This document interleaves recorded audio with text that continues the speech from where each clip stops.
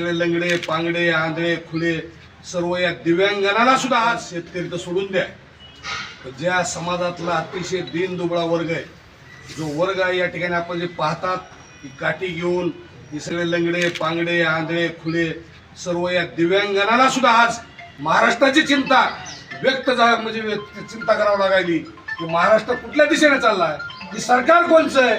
हे सरकार म्हणजे बोगस यंत्रणेवरचं बोगस मतावरचं ईव्हीएमचं सरकार आहे. या ठिकाणी त्याच्यामुळं हे अतिशय बोगस सरकार असल्यामुळं कुठल्याही विषयाची अंमलबजावणी नाही, कुठल्याही विषयाचा काही कुणाचा पागपोस नाही, कुणाचा माणसात माणूस नाही. सरकारमध्ये आज नुसते सरकार सोडून द्या, नुसते दलाल वाढले. फक्त दलालांचं सरकार या ठिकाणी झाल्यामुळं एक बच्चू कडू सरकार लढवाय प्रहारचा सरसेनापती महाराष्ट्र राज्याचा प्रमुख या ठिकाणी चिंतेनं व्याकुळ होऊन आज त्या ठिकाणी ते उपोषणाला बसलेत.